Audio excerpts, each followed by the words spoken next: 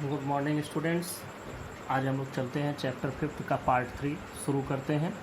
इसमें first topic शुरू करते हैं, law of conservation of linear momentum. देखो, ये आप लोगों का पहले भी पढ़ा हुआ टॉपिक है और मैं आपको इसको और डिटेल में समझा देता हूँ। देखो, इस लॉ में ये कहा गया है कि अगर किसी भी ऑब्जेक्ट पर कोई एक्सटर्नल फोर्स न लग रहा हो, मतलब F external is equal to 0, तो उस केस में जो उसका टोटल मोमेंटम होता है, टोटल लीनियर मोमेंटम, वो कांस्टेंट होता है। फिर से एक बार समझ लो, अगर किसी भी ऑब्जेक्ट पर कोई एक्सटर्नल फोर्स न लग रहा हो तो जो उसका टोटल लीनियर मोमेंटम होगा वो कांस्टेंट होगा, उसमें कोई वेरिएशन नहीं होगा। एफ एक्सटर्नल की वैल्यू 0 हो गई, हम इसको लिख सकते हैं कि dp/dt, मतलब rate of change of momentum is 0। आप इसको ये भी लिख सकते हैं dp इक्वल टू 0, क्योंकि dt तो जाके 0 हो जाएगा। और अगर dp इक्वल टू 0 है, मतलब चेंज इन मोमेंटम 0 है, तो मतलब मोमेंटम की वैल्यू क्या हो, कांस्टेंट हो गई। इसी चीज़ को आप ऐसे भी लिख सकते हैं, देखो कि एफ इज इक्वल टू 0, मतलब delta p by delta t equal to 0, मतलब डेल्टा पी इक्वल टू 0, मतलब p इक्वल टू कॉन्स्टेंट। देखो, बहुत ईजी है। डेल्टा पी का मतलब चेंज इन मोमेंटम 0 है। किसी चीज़ में अगर चेंज हो ही नहीं रहा है, इसका मतलब वो चीज़ कांस्टेंट है। This is law of conservation of linear momentum. अब देखो, यहाँ पर अगर हम एक चीज़ कह दें इसी में, जैसे इसको और इसको थोड़ा सा रिलेट कर दूँ मैं, कि जैसे ये तो आपका पहले का पढ़ा हुआ है, इस तरीके में, इस फॉर्मेट में आप पहले पढ़े हैं, डेल्टा लिख करके dp अब लिखना शुरू किए हैं। अगर यहीं पर हम बात ये कह दें कि यहाँ तक लिखने के बाद अगर मैं इसको हटा करके एक चीज़ और कह दूँ, if delta t tends to 0, मतलब डेल्टा t इतना कम है कि ये 0 हो जाना चाहता है, तो हम इसी को क्या लिख देंगे, dp/dt इक्वल टू 0, फिर dp इक्वल टू 0, फिर p इक्वल टू कॉन्स्टेंट, ऐसे भी लिख सकते हैं। तो दोनों बातें एक थी। तो ये हो गया। अब मान लो कि जो सिस्टम हम कंसीडर कर रहे हैं उस सिस्टम में n पार्टिकल्स हैं, देयर आर n पार्टिकल्स, सबके masses m1 m2 dash mn है, और m1 की वेलोसिटी v1, m2 की वेलोसिटी v2 और इसकी वेलोसिटी vn है। तो जो टोटल लीनियर मोमेंटम इस पूरे सिस्टम का होगा वो क्या हो जाएगा, m1 v1 plus m2 v2 plus dash mn vn, ये हो जाएगा टोटल लीनियर मोमेंटम। और टोटल लीनियर मोमेंटम फिर आपका कांस्टेंट इस तरह से आप प्रूव कर सकते हैं। तो इसको अब हम लोग लिख लेते हैं। देखो, लॉ ऑफ, ये चैप्टर 5 का पार्ट 3 हम लोग शुरू किए हैं, law of conservation of linear momentum. In absence of any external force the total linear momentum of the system is constant. अब देखो, हमने मान लिया let an isolated system of n particles of masses m1 m2 dash mn which are moving with velocities v1 v2 v3 dash vn respectively. तो total linear momentum क्या हो जाएगा, m1 v1 m2 v2 सबको add कर देंगे। Since external force is equal to 0, और इसका क्या मतलब हुआ, इसका मतलब हो गया एफ इज इक्वल टू 0, और इसको हम लोग क्या लिख सकते हैं कि delta p by delta t equal to 0। दोनों लेकर के चलते हैं, मतलब कैलकुलस वाला भी और सिंपल वाला भी। If delta t tends to 0 then हम लोग इसको लिख सकते हैं dp/dt इक्वल टू 0। अब dp/dt इक्वल टू 0, इसका मतलब dp इक्वल टू 0, इसका मतलब कि यहाँ वेक्टर का सिंबल लगा देना, इसका मतलब p is equal to constant. This is the proof of law of conservation of linear momentum. अब देखो, एक प्रैक्टिकल एप्लीकेशन भी देख लेते हैं law of conservation of linear momentum का। इस पर क्वेश्चंस भी आपको मिलेंगे, इसलिए मैं यहाँ समझा देता हूँ। Let a gun of mass m having a bullet of mass small m। अब देखो यहाँ पर ये m मास की गन है और इसमें स्मॉल m मास की एक बुलेट है। इनिशियली दोनों रेस्ट में है और उस पर कोई भी एक्सटर्नल फोर्स नहीं लग रहा है, और जब फायर करते हैं तो बुलेट की जो स्पीड होती है, मान लो स्मॉल v है, लिख देते हैं if the velocity of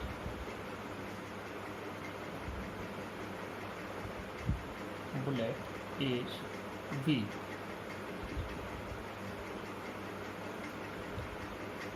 and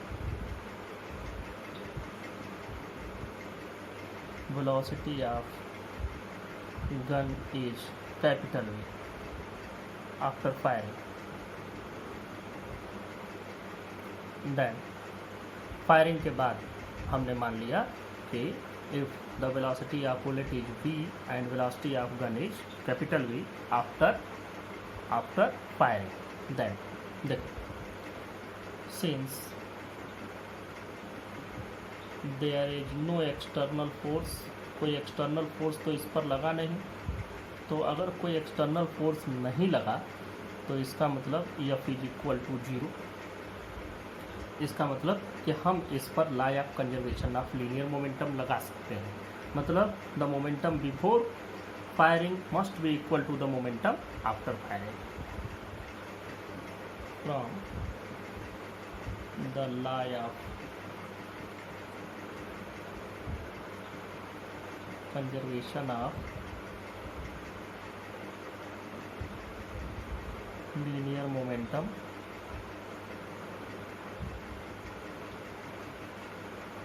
total momentum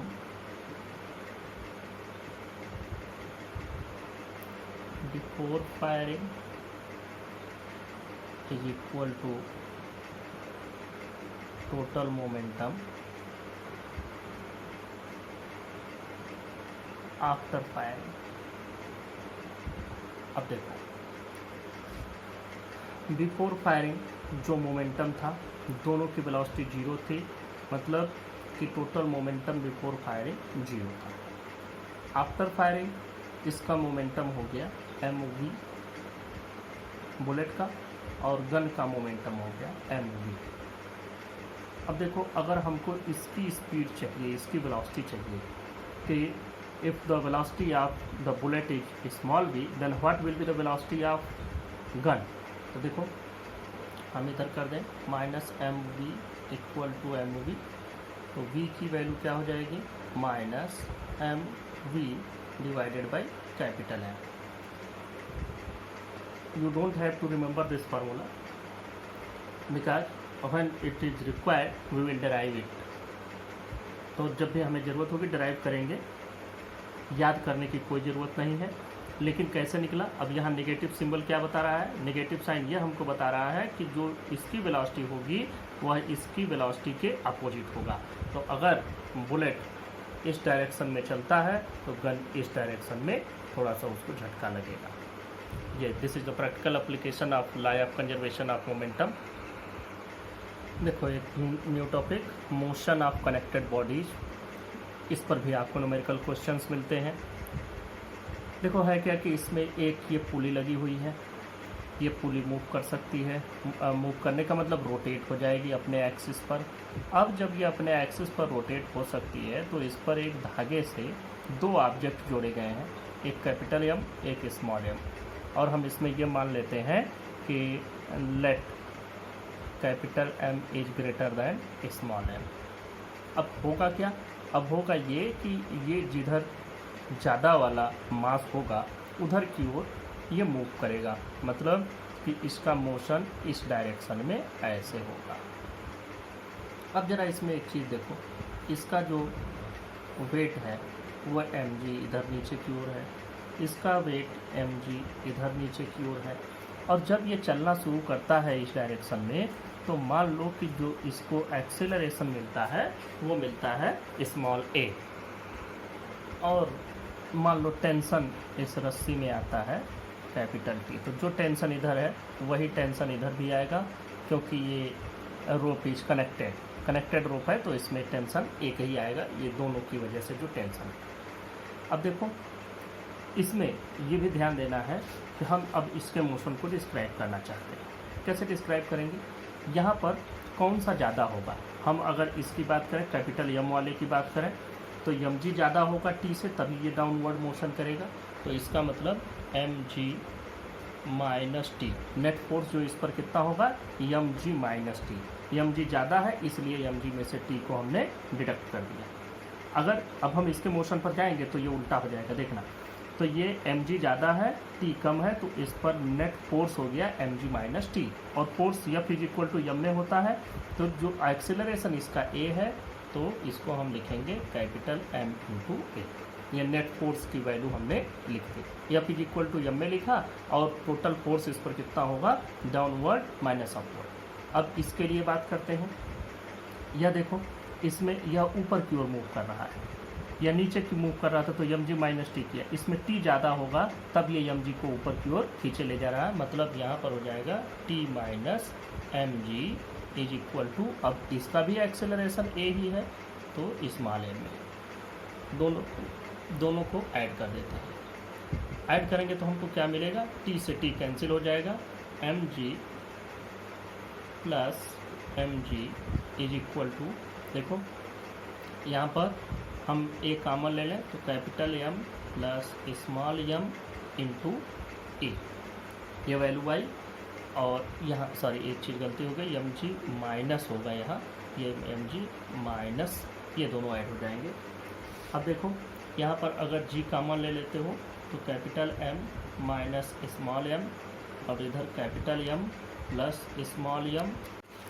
यहाँ से एक्सेलरेशन आप कैलकुलेट कर सकते हैं। What will be the acceleration? M minus m into g divided by capital M plus small m. This is the formula for acceleration. यह acceleration का formula हो गया। इस फार्मूले से आपको एक बात ये भी पता चल रही होगी कि ए ज़्यादा होगा या जी ज़्यादा होगा। देखो ये कम है और ये ज़्यादा है, यम में से कुछ घटा दिया गया, ये यम में कुछ जोड़ दिया गया, तो ऑब्वियसली न्यूमरेटर डिनोमिनेटर से कम होगा, और अगर ये कम होगा तो किसी कम वैल्यू से जी में 1 से लेस किसी वैल्यू से अगर इसमें मल्टीप्लाई करोगे तो इसकी जो वैल्यू होगी वो भी कम हो जाएगी। तो इसका मतलब obviously A will be less than G. अब यहीं से हम लोग टेंशन का भी फार्मूला डिराइव कर सकते हैं। अब ये ए की वैल्यू इन दोनों में से किसी भी इक्वेशन में रख करके हम टेंशन की वैल्यू कैलकुलेट कर सकते हैं। मान लो हम इस इक्वेशन में रखते हैं, देखो फ्रॉम कैपिटल एम है M ji minus T equal to capital M a. तो यहाँ से इसको इधर ले आओ, तो ये M ji minus M a equal to T. अब यहाँ से थोड़ा सा इधर नीचे कर देते हैं। अब ध्यान दो, M minus sorry M common ले लो तो बच जाएगा G minus A equal to T. अब ए की वैल्यू रख दो, एम जी माइनस ए की जो वैल्यू आई है ये वैल्यू आपको पुटअप करनी है। देखो ये रखना है M minus small m divided by capital M plus small m equal to, इसमें जी भी है जी। अब देखो जी इसमें कॉमन ले लो तो यम इंटू जी कॉमन ले लिया, 1 minus M minus m divided by M plus m equal to T. अब आपको एलसीएम ले करके इसको घटा देना है। एलसीएम लेंगे हम capital M plus small m, यहाँ पर capital M plus small m ये हो जाएगा, डिडक्ट हो जाएगा, तो ये माइनस एम और ये प्लस एम हो जाएगा क्योंकि इसके पहले माइनस साइन है। Equal to T. ये देखो इस यम से ये यम कैंसिल हो जाएगा, ये 2m बचेगा। तो फिर हमको जो वैल्यू मिलती है वो वैल्यू देखो 2m into m g by m plus n। This is the value of tension. This is the value of tension. तो यहाँ से आप टेंशन का फार्मूला मिल गया। यहाँ ऊपर हम लोगों ने एक्सेलरेशन का फार्मूला ड्राइव कर लिया। तो मतलब अगर कनेक्टेड बॉडीज हैं और उनका मोशन हो रहा है तो उनके एक्सेलरेशन और जो भी थ्रेड या रस्सी हमने लगाई है उसमें जो टेंशन आ रहा है उनके फार्मूले को हमने ड्राइव किया। और इस पर जो न्यूमेरिकल क्वेश्चंस होंगे that we will solve later. अब अगली बात करते हैं फ्रिक्शन। फ्रिक्शन का मतलब है जैसे कोई भी ऑब्जेक्ट अगर किसी भी सरफेस पर मूव करता है या मूव करने की कोशिश करता है तो उसके मूवमेंट के अपोजिट डायरेक्शन में हमेशा एक फोर्स काम करता है जिसको हम कहते हैं force of friction.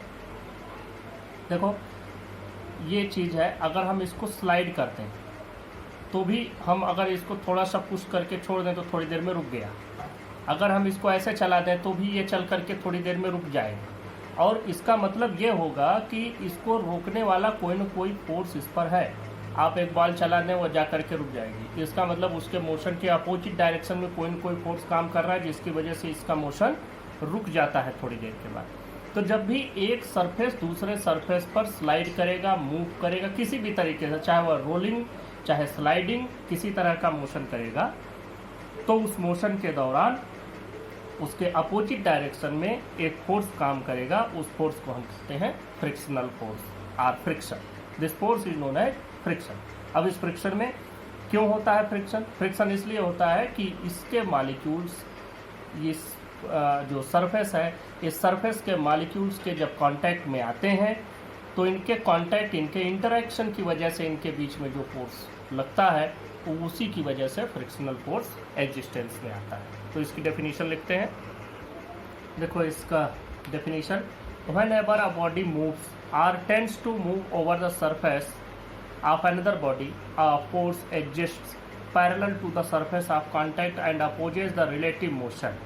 This opposing force is called friction. यहाँ मैंने फिगर से आपको समझा भी दिया। यह ऑब्जेक्ट है, इसको अगर हम इधर चलाते हैं तो फ्रिक्शनल फोर्स इधर लगेगा, फ्रिक्शन इधर होगा। इधर चलाओगे तो फ्रिक्शन इधर लगेगा। अपवर्ड ले जाओगे तो फ्रिक्शन डाउनवर्ड, डाउनवर्ड ले जाओगे तो फ्रिक्शन अपवर्ड। मतलब जिधर भी मोशन होगा जस्ट उसके अपोजिट डायरेक्शन में फ्रिक्शनल फोर्स काम करेगा। अब हम इनके टाइप्स की बात करते हैं, टाइप्स ऑफ फ्रिक्शन। ये जो मेन कैटेगरी है, वैसे तो फ्रिक्शन के बहुत टाइप्स हैं, टाइप्स ऑफ फ्रिक्शन, लेकिन जो मेन कैटेगरी है वो आपको समझ लेनी है। मेन कैटेगरी जो है वो मैं आपसे बात करता हूँ। अब टाइप्स ऑफ फ्रिक्शन पर हम लोग चलते हैं और इसकी चर्चा करते हैं। ध्यान से देखो, टाइप्स ऑफ फ्रिक्शन में मेन बात ये होती है, सबसे पहली बात, यह ऑब्जेक्ट रखा हुआ है, हमने इसको चलाने के लिए फोर्स लगाया। ध्यान से समझो, हम इस ऑब्जेक्ट को रखे हैं, चलाने के लिए फोर्स लगाया, 2 न्यूटन का फोर्स लगाया, यह ऑब्जेक्ट नहीं चला तो फ्रिक्शन हो गया 2 न्यूटन। हमने 3 न्यूटन का फोर्स इसी ऑब्जेक्ट पर लगाया और फिर भी ऑब्जेक्ट नहीं चला तो इसका फ्रिक्शन हो गया 3 न्यूटन। अब हमने 4 न्यूटन फोर्स एक्सर्ट किया इस पर, फिर भी ये नहीं चला तो हम कहेंगे फ्रिक्शन हो गया 4 न्यूटन। तो इसके मोशन के स्टार्ट होने के पहले जितना भी फ्रिक्शनल फोर्स हम इस पर, जितना भी फोर्स लगाते हैं वही उतना इसका फ्रिक्शनल फोर्स हो जाता है। अब एक दीवार को धक्का दें आप कि पुश करें उसको कि वो दीवार गिर जाए और दीवार न गिरे, तो आप मान लेंगे कि the friction of wall is equal to the force exerted by you. जितना भी आप, जैसे आपने 10 न्यूटन फोर्स से दीवार को धक्का दिया, दीवार गिरी नहीं, इसका मतलब उस समय फ्रिक्शन उसका 10 न्यूटन। तो मोशन स्टार्ट होने के पहले आप जितना फोर्स लगाएंगे वह पूरा का पूरा फ्रिक्शन के बराबर हो जाएगा। अब एक ऐसी स्थिति भी आएगी कि जब ये चलना शुरू कर देगा, मान लो 4 न्यूटन के बाद जैसे ही हम 5 न्यूटन पे पहुँचे वैसे ही ये चलना शुरू हो गया। एग्जैक्ट 4.9 न्यूटन पर भी ये नहीं चलता है, एग्जैक्ट 5 न्यूटन पर चल देता है तो 5 न्यूटन को हम कहेंगे लिमिटिंग फ्रिक्शन और मैक्सिमम स्टैटिक फ्रिक्शन। देखो, बिना चले जो फ्रिक्शन आए, बिफोर मोशन जो फ्रिक्शन हो उसको हम कहेंगे स्टैटिक फ्रिक्शन।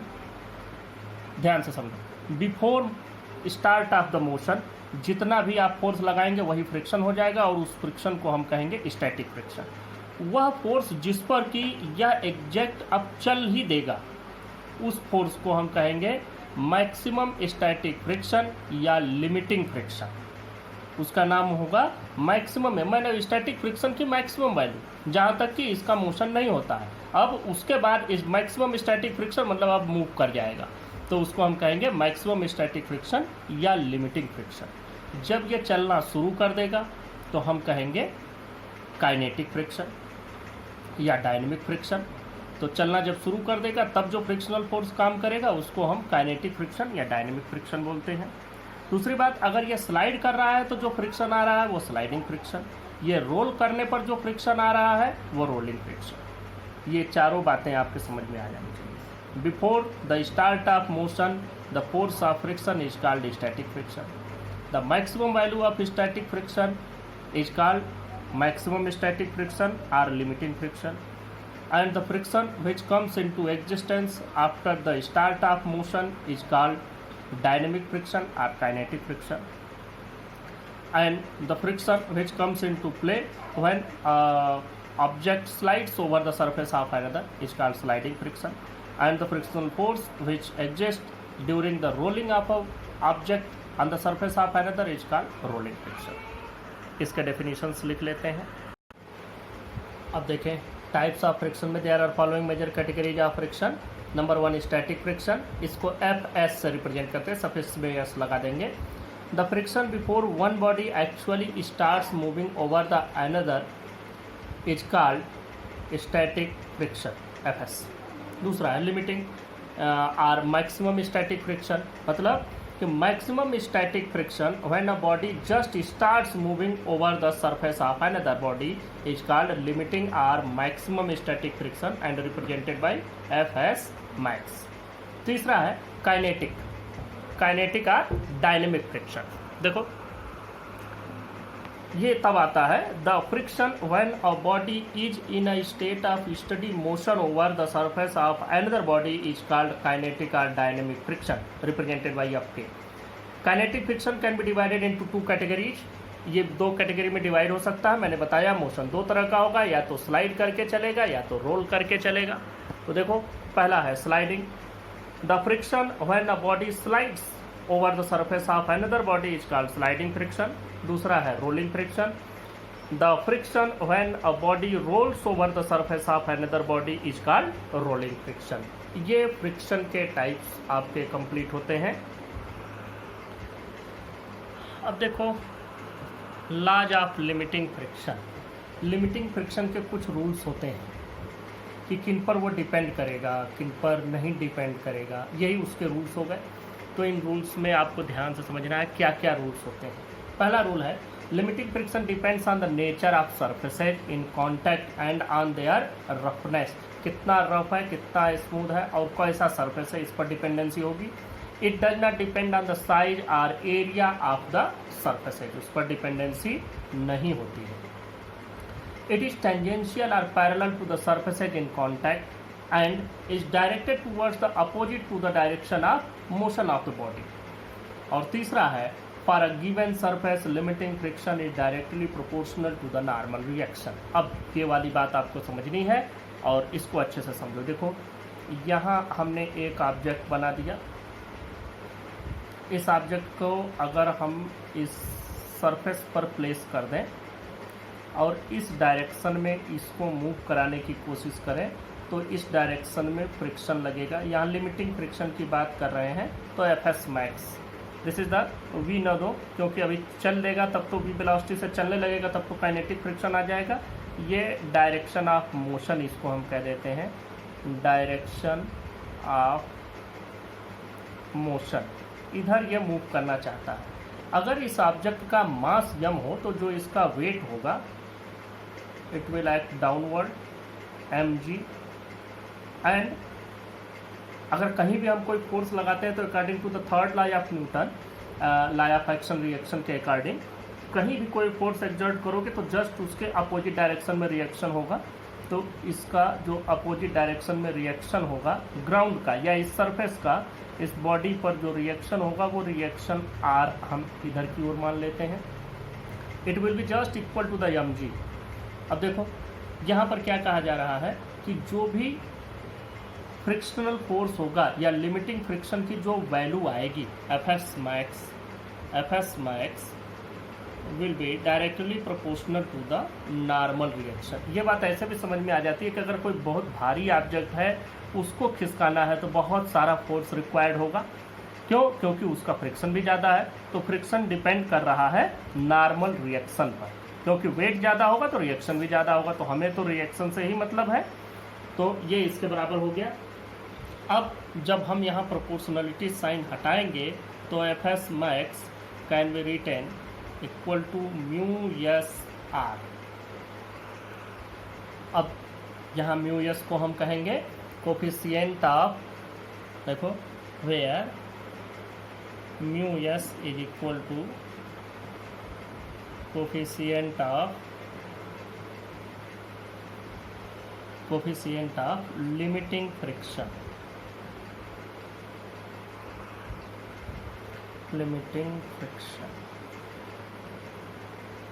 ये वैल्यू हो गई।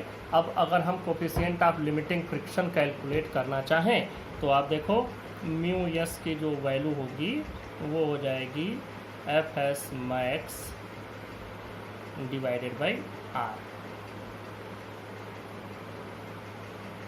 तो यहाँ से हमको एक इसकी डेफिनेशन भी मिल जाती है कि the ratio of limiting friction to the normal reaction is equal to the coefficient of limiting friction और स्टैटिक फ्रिक्शन। इसको भी लिख लेते हैं।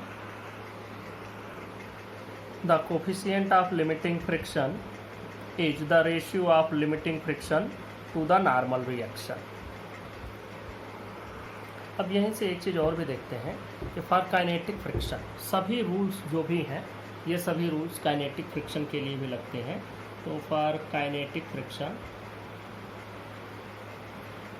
फ्रिक्शन में एक बात आपको याद रखना है कि काइनेटिक फ्रिक्शन में जो फ्रिक्शनल फोर्स होता है वो वेलोसिटी पर डिपेंड नहीं करता है, लेकिन इसके लिए एक कंडीशन भी है कि वेलोसिटी न तो बहुत ज़्यादा होनी चाहिए और न बहुत कम होनी चाहिए। दोनों ही केसेज में फिर वो रूल गड़बड़ हो जाएगा। वो रूल्स तभी है जब वेलोसिटी न बहुत कम हो न बहुत ज़्यादा हो, तब उसकी जो फ्रिक्शनल फोर्स की वैल्यू आती है वो वेलोसिटी पर डिपेंड नहीं करती है। For kinetic friction is also directly proportional to the normal reaction and Fk is equal to mu k r। यहाँ पर mu k r आ जाता है, where mu k is the coefficient of kinetic friction। जैसे वहाँ पर coefficient of limiting friction लिखा है वहाँ पर लिख देंगे where mu k is equal to coefficient of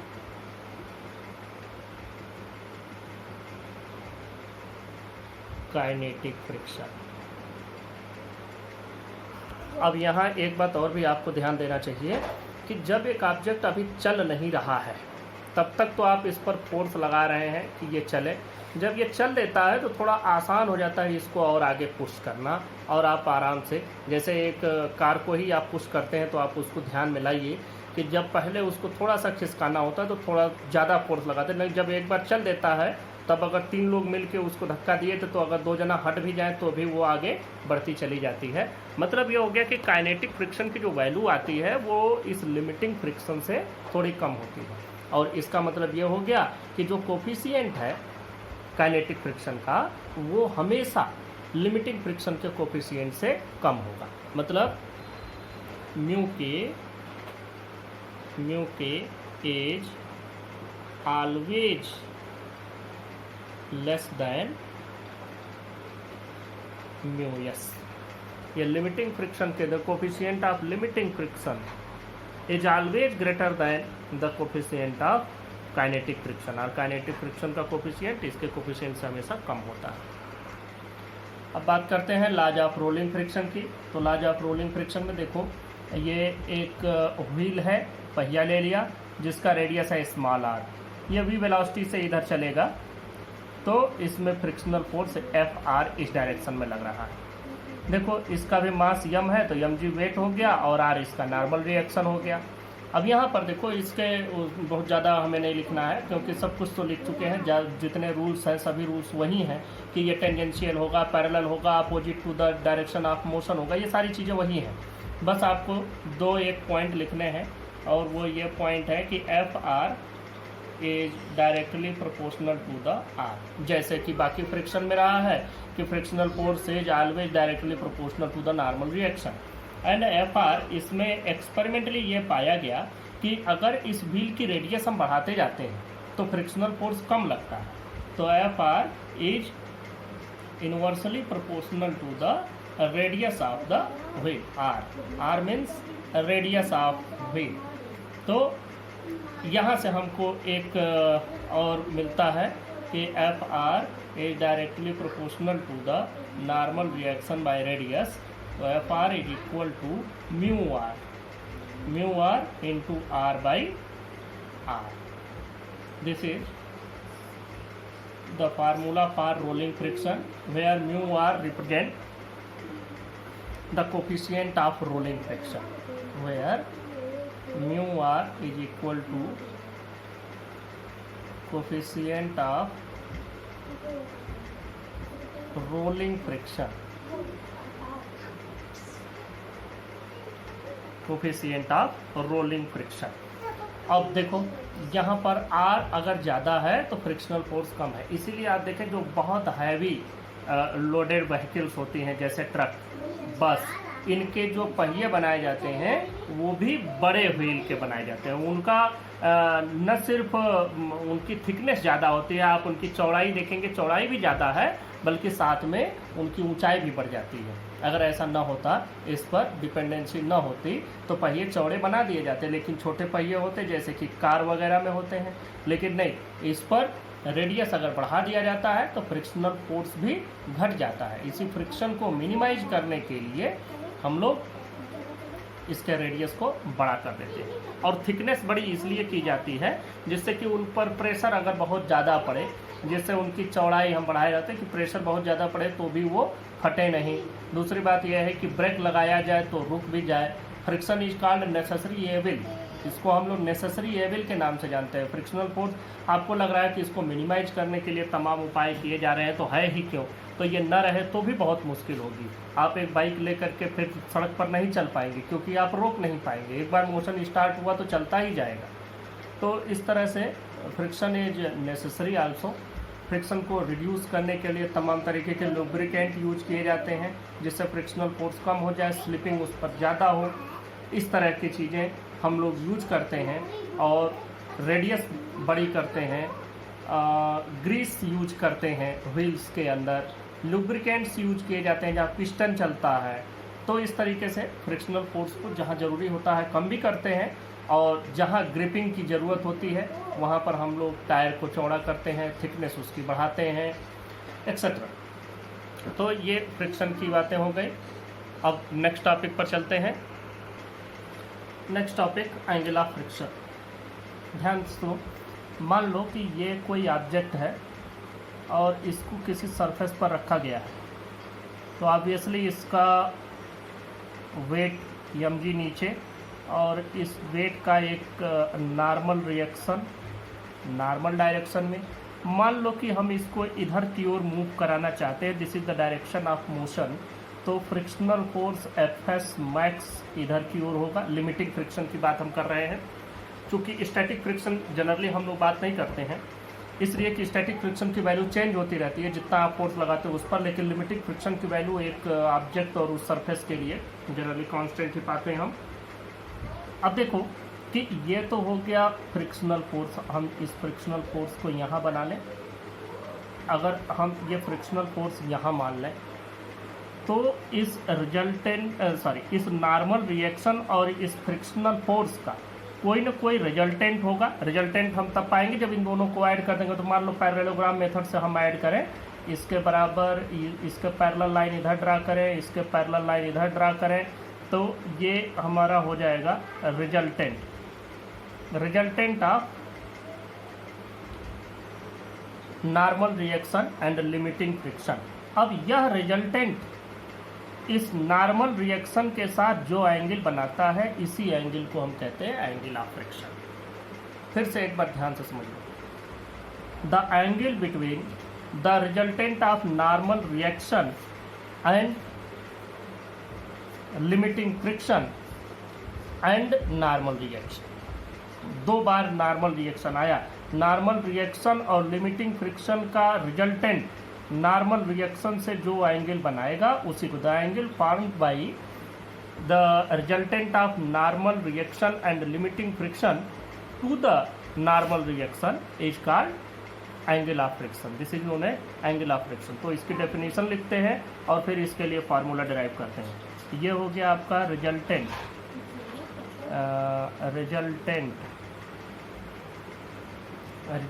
of Fs max and R. This is the resultant of Fs max and R, and this is the limiting friction, and this is। तो पहले हम इसका definition लिखते हैं। देखो, the angle which the resultant of the limiting friction and the normal reaction makes with normal reaction is called angle of friction. This is angle of friction. ये कितना हो जाएगा, ये Fs है तो ये भी बिल्कुल Fs मैक्स के बराबर ही होगा, क्योंकि हमने उसको उतना ही बनाया है। और ये हो गया R। तो हमें इस एंगल को चाहिए तो हम इसका tan थीटा लेंगे। tan theta is equal to perpendicular by base. Perpendicular का मतलब Fs max divided by R। अब देखो Fs मैक्स क्या होता है, Fs मैक्स होता है म्यू एस R के बराबर। हमने पहले ही पढ़ा था कि Fs max is directly proportional to R और equal to mu S R हो जाता है डिवाइडेड बाई R। तो R से R कैंसिल, तो tan theta is equal to mu S. इसका मतलब कि the coefficient of static friction is equal to the tangent of angle of friction. मतलब जो एंगल ऑफ फ्रिक्शन है उसके tan के बराबर। तो ये एक डेफिनेशन लिख भी लेते हैं हम लोग।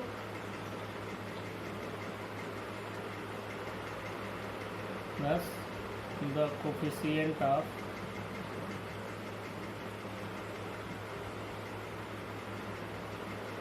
Limiting friction. ये लिमिटिंग फ्रिक्शन है। The coefficient of limiting friction is equal to the tangent of is equal to the tangent of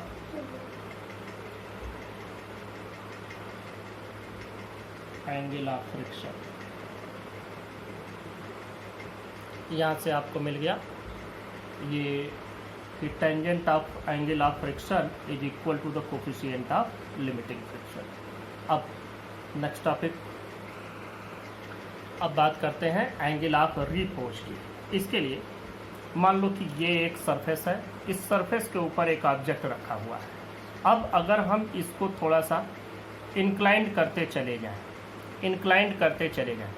तो एक समय ऐसा भी आएगा कि जब इस पर रखा हुआ ऑब्जेक्ट नीचे स्लाइड कर जाएगा।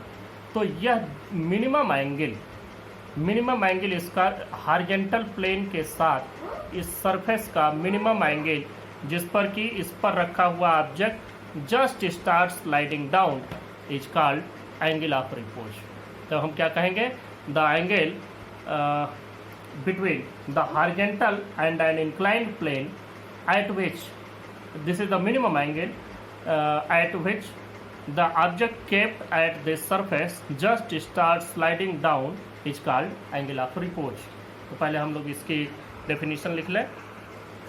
ये इसका definition, the minimum angle between inclined plane and horizontal when a body placed on inclined plane just begins to slide down.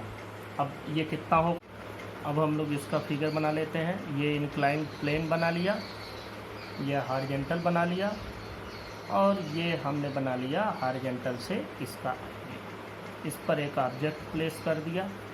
इस ऑब्जेक्ट का वेट एम जी नीचे की ओर है। तो देखो यहाँ से जो इसका नॉर्मल रिएक्शन होगा, नॉर्मल रिएक्शन आर हमेशा उस सरफेस के नॉर्मल होता है। अब जैसे हमने अब तक बनाया था, जब हम किसी सिंपल प्लेन पर बनाते थे तो आर सीधा ऊपर बनाते थे, नहीं, यहाँ पर देखो यह प्लेन इस पर रखा हुआ, तो इस प्लेन का रिएक्शन इस पर होगा, नॉर्मल रिएक्शन इधर की एम जी। तो यहाँ पाई है, तो फ्रॉम ज्योमेट्री ये वाला एंगल भी पाई होगा। अब हम उत्ते ज्योमेट्री में ले जा रहे हैं, बस आप ये समझ लें कि ये एंगल भी पाई होगा। तो इस एम जी को अगर हम रिजोल्यूट करें अलॉन्ग दिस एंगल, तो ये हो जाएगा एम जी कास पाई, और इसका जस्ट इस डायरेक्शन में जो कंपोनेंट आएगा M G sine phi. Motion इधर हो रहा है, तो फ्रिक्शनल फोर्स जो आएगा एफ एस मैक्स, ये इस डायरेक्शन में होगा, एफ एस मैक्स। अब हमको इसमें वैल्यू पता करनी है। अब देखो यहाँ से ये ऑब्जेक्ट अभी स्लाइड किया नहीं है, जस्ट स्टार्ट स्लाइड डाउन, मतलब उसी पर अभी बैलेंस्ड कंडीशन में ही है। तो इसका ये कंपोनेंट इस कंपोनेंट से बैलेंस हो जाएगा, मतलब R is equal to M G cos pi, और जो इसकी ये वैल्यू होगी एफ एस मैक्स की, एफ एस मैक्स ये बैलेंस हो जाएगा एम जी साइन पाई से, एम जी साइन फाई से, एम जी साइन फाई। इसको इक्वेशन 1 बना दे, इसको इक्वेशन 2 बना दे। हमको यही tan फाई की वैल्यू चाहिए, तो 2 को 1 से डिवाइड कर दें तो हमको साइन बाई कास मिल जाएगा, tan मिल जाएगा। Dividing equation 1 by equation 2 by 1, equation 2 by 1 we get, देखो यहाँ पर हो जाएगा F S max divided by R is equal to, इसको इससे डिवाइड कर रहे हैं, तो ये हो जाएगा M G sine phi divided by M G cos phi. M G से एम जी कैंसिल हो जाएगा, ये हो जाएगा tan फाई। और यहाँ पर देखो एफ एस मैक्स को हम लोग लिख सकते हैं mu S R divided by R is equal to tan phi. अब यहाँ से जब आप इसको कैलकुलेट करेंगे तो देखें आर से आर कैंसिल, और ये म्यू एस की वैल्यू tan फाई के बराबर। तो अब यहाँ से आप लोगों को एक चीज़ और भी मिल रहा होगा कि the tangent of angle of repose is equal to the coefficient of limiting friction, और यही coefficient of limiting friction tangent of angle of friction के बराबर भी हमको मिला था। इसका मतलब एंगल ऑफ फ्रिक्शन और एंगल ऑफ रिपोज दोनों सेम होंगे। तो किसी भी सरफेस के लिए जनरली हमको एंगल ऑफ फ्रिक्शन कैलकुलेट करने में प्रॉब्लम आती है, लेकिन angle of repose can be easily calculated, क्योंकि उसको तो बस आप स्लाइड थोड़ा सा इंक्लाइंड करते चले जाए, जिस पर उस पर रखा ऑब्जेक्ट स्लाइड करने लगे वही हो जाएगा उसका एंगल ऑफ रिपोज। तो एंगल ऑफ रिपोज जितना होगा उतना ही एंगल ऑफ फ्रिक्शन भी होगा। ये हमने लिख दिया 10 coefficient of static friction is equal to the tangent of angle of repose. अब हमको एक बात ये भी मालूम है, since tan theta is equal to mu S, और यही mu S is equal to tan phi, 10 theta is equal to phi, theta is equal to phi को पूरा लिख देते हैं, मतलब angle of friction, angle of friction is equal to angle of repose, ये दोनों बराबर होते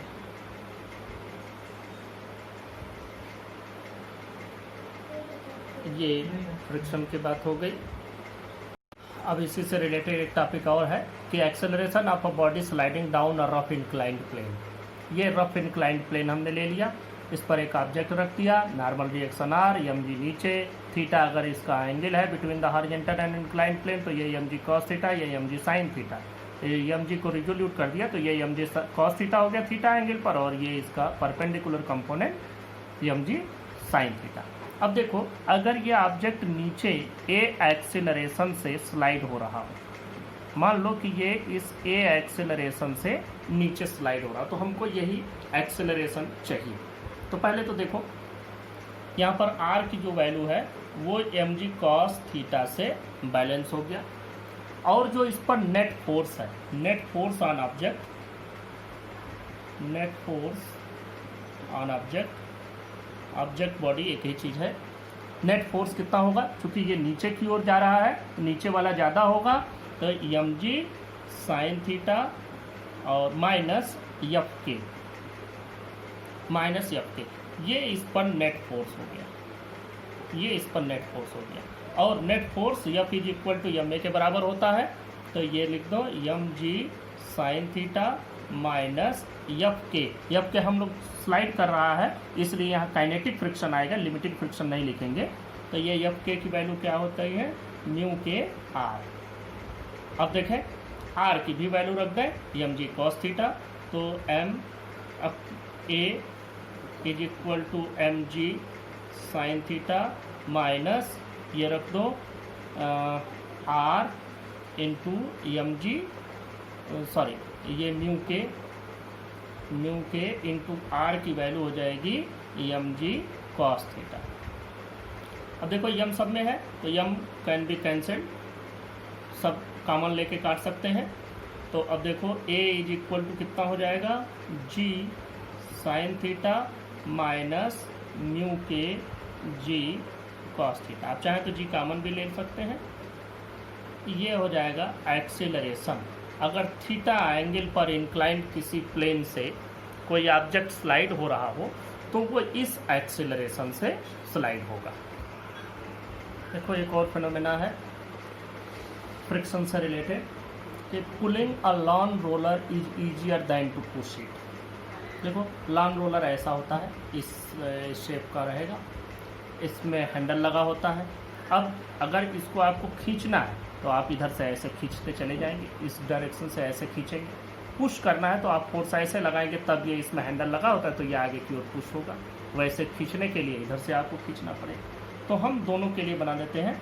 मान लो हम पुल करना चाहते हैं, पुल करना चाह रहे हैं तो आप पुलिंग में इधर फोर्स लगाएंगे कोई, क्योंकि आप सीधा खड़े रहेंगे तो एक इंक्लाइन डायरेक्शन में आप फोर्स इस पर एग्जर्ट करेंगे।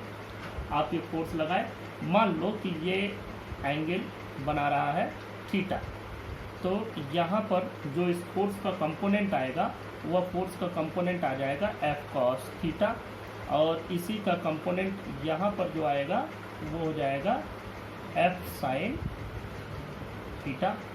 दूसरी बात, इस रोलर का कुछ न कुछ वेट होगा mg नीचे की, तो इसका रिएक्शन r भी ऊपर की ही डायरेक्शन में होगा। और देखो आप इधर खींच रहे हैं तो जो इसका फ्रिक्शनल फोर्स आएगा, अब यहाँ पर हम काइनेटिक फ्रिक्शन की बात करेंगे क्योंकि इसको मूव कराना है, तो ये वैल्यू आ जाएगी एफ। ये हो गया pulling, this is pulling of lawn roller. ना पुशिंग की बात करते हैं, इसको पुश करना है। पुश करने के केस में भी आप ये तो समझ ही रहे हैं कि ये वैल्यू mg और ये r की जो वैल्यू आ रही है, ये r की वैल्यू ये तो इतनी ही रहेगी। पुश करने के लिए जब आप इस पर फोर्स लगाएंगे इधर से आप इसको प्रेस करेंगे, मान लो कि आपने फोर्स ऐसे एक्सर्ट किया, यह फोर्स आप मान लें यह आपने यहाँ से फोर्स लगाया, और उस समय इसका अगर हॉरिजॉन्टल से एंगल थीटा बन रहा हो,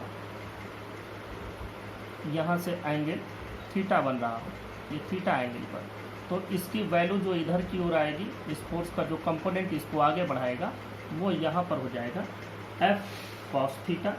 मतलब हम इसको इधर भी बना सकते हैं कि इसका कंपोनेंट इधर आ जाएगा एफ कॉस थीटा।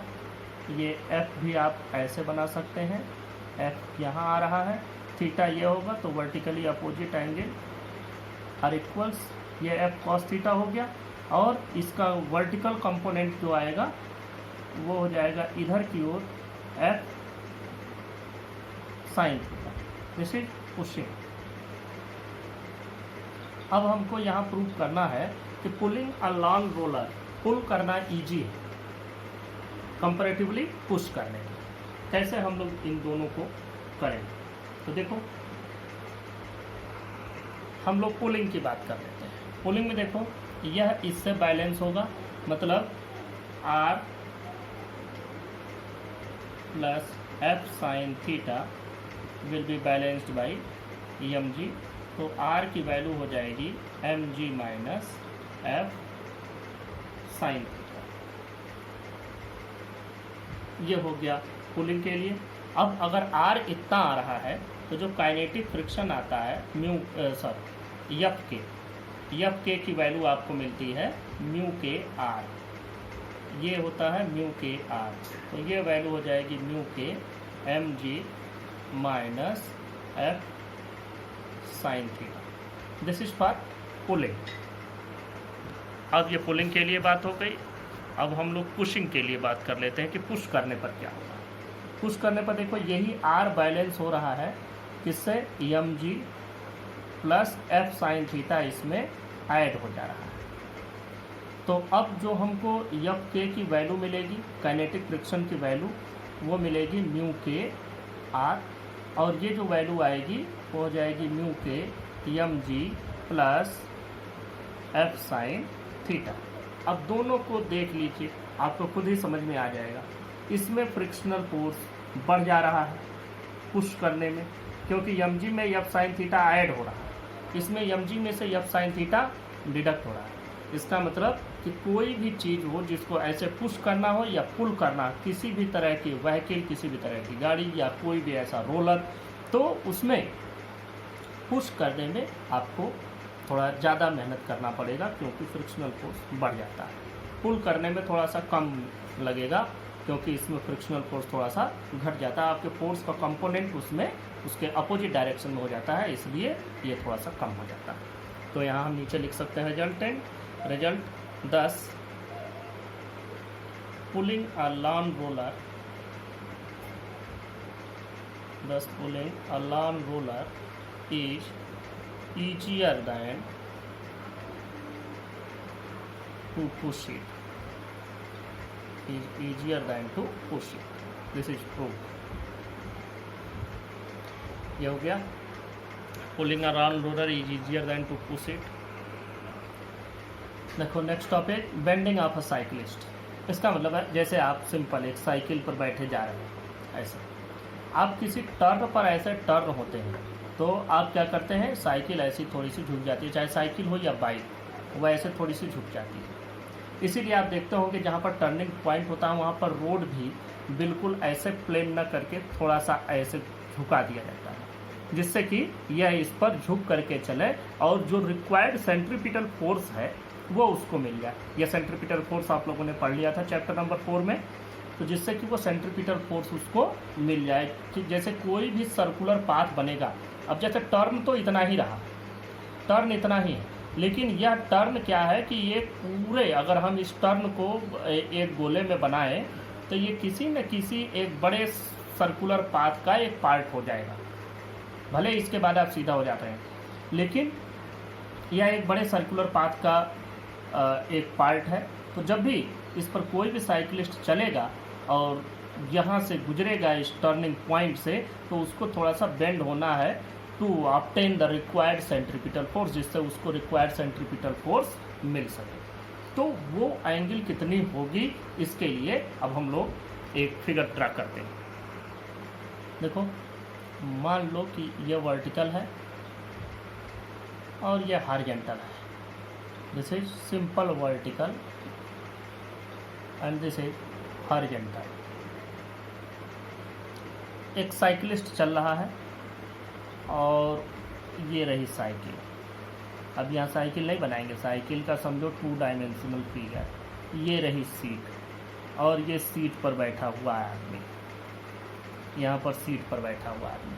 अब अगर यम मास का ये प्राणी इस पर बैठा है तो उसका वेट यम जी यहाँ नीचे की ओर काम करेगा, और चूँकि सीट ऐसे है तो सीट पर नॉर्मल रिएक्शन हमेशा सीट का ही होगा, तो ये नॉर्मल रिएक्शन इसका सीट पर आर ऊपर की ओर इधर हो जाएगा सीट देखो, सीट यहाँ है तो इस पर यम मास का आदमी बैठा, तो यम जी तो इसका वेट नीचे की ओर हो गया, और जो इसका वर्टिकल से मान लो ये जो भी एंगल फॉर्म करता है, ये एंगल मान लो थीटा है। अब देखो हम लोग इसको आर को वर्टिकल और हॉरिजॉन्टल कंपोनेंट के अलावा रिजोल्यूट कर लेते हैं। ये इस कंपोनेंट इधर, दूसरा कंपोनेंट इधर। अब देखो यहाँ से यह एंगल थीटा है तो यह भी एंगल थीटा ही होगा। ये वैल्यू आर कॉस थीटा हो जाएगी और ये वैल्यू आर साइन थीटा हो जाएगी। यह आप लोगों के समझ में आ ही रहा होगा। अब देखो इसमें आपको ये समझना है कि जो उसके मूवमेंट के लिए ये इधर की ओर हम मान लेते हैं कि ये इस डायरेक्शन में पूरा यहाँ तक मूव कर रहा है, तो ये इसको आप आर मान लीजिए कि आर रेडियस का सर्कुलर पाथ है, हॉरिजॉन्टल पर आर रेडियस का सर्कुलर पाथ है। तो जो उसको सेंट्रीपिटल फोर्स मिलेगा, सेंट्रीपिटल फोर्स किस डायरेक्शन में काम करता है, ऑलवेज डायरेक्ट। सेंट्रीपिटल का मतलब डायरेक्टेड टुवर्ड्स द सेंटर, तो ये डायरेक्टेड टुवर्ड्स द सेंटर इधर की ओर होगा इस डायरेक्शन में, और इस डायरेक्शन में जो इसकी वैल्यू आएगी वो कितनी आएगी, M V square by R. जो सेंट्रीपिटल फोर्स होता है, सेंट्रीपिटल एक्सेलरेशन का फार्मूला भी आप लोगों ने डिराइव किया है, A is equal to V square by R. तो F is equal to M A से फोर्स की वैल्यू, सेंट्रीपिटल फोर्स की वैल्यू हम लोग कैलकुलेट किए थे M V square by R, और ये फोर्स सेंटर की ओर होगा, मतलब इस डायरेक्शन में। तो ये किससे मैनेज होगा, इससे, ये इससे बैलेंस होगा। इसका मतलब हम लोग यहाँ पर सीधा लिख सकते हैं आर इज इक्वल टू, या पूरा हम स्टेटमेंट भी लिख देते हैं, R sine theta provides the centripetal force. इसका मतलब आर साइन थीटा की वैल्यू हो जाएगी M V square by R. यह हो गया, इसको इक्वेशन नंबर 1। दूसरी बात कि इसका जो वेट है, वेट जो बैलेंस हो रहा है वो आर कॉस थीटा से बैलेंस हो रहा है, तो R cos theta is equal to M G. इसको इक्वेशन नंबर 2 बनाना। अब देखो हमको पता करना है थीटा, तो tan थीटा चाहिए तो 1 को 2 से डिवाइड कर दो। Dividing equation 1 by 2 we get, देखो ये आर साइन थीटा, आर से आर कैंसिल, डायरेक्ट लिखते हैं tan थीटा, और यहाँ बचेगा M V square by R divided by M G. M से एम कैंसिल हो जाएगा, बचेगा V square by R G. तो थीटा की जो वैल्यू आई, या तो आप डायरेक्ट लिख सकते हैं कि tan theta is equal to V square by R G, ये हो गया। या अगर सिंपली थीटा लिखना हो तो theta is equal to tan inverse लिखेंगे V square by R G. यहाँ से हमको ये मिल जाएगा कि ये कितना बेंड होगा, किस एंगल पर बेंड होगा। किसी भी जगह पर जब सड़कें बनाई जाती हैं तो सड़कों को बनाने के लिए जो इंजीनियर्स लगे होते हैं वो बताते हैं कि इतना मोड़ इस जगह पर है तो वहाँ पर सड़क को कितना बेंड करना है। तो क्योंकि 4 व्हीलर जो चलते हैं तो 4 व्हीलर तो बेंड नहीं होंगे कि 2 पहिए पे उठ गए तो पता चला उलट ही पड़ेंगे, तो इसलिए वो बेंड हो सके इसके लिए सड़क को ही बेंड कर दिया जाता है। थोड़ी सी जहाँ भी टर्निंग पॉइंट होगा वहाँ सड़क आपको बेंड मिलेगी। तो हम लोग बहुत दिनों से चल रहे हैं लेकिन मालूम नहीं था कि ये बेंडिंग क्यों है, किसी ने ध्यान भी नहीं दिया होगा शायद, लेकिन this is to obtain the required centripetal force. अगर ऐसा न किया जाए तो वो व्हीकल तुरंत उस टर्निंग पॉइंट पर उलट जाएगा। और ऐसे बहुत सारे एक्सीडेंट्स आप लोग देखते भी होंगे टीवी और न्यूज़पेपर्स पर। तो इस तरह से ये आपका चैप्टर नंबर 5 की थ्योरी कंप्लीट होती है। In the next lecture we will discuss the numericals of this question. Thank you.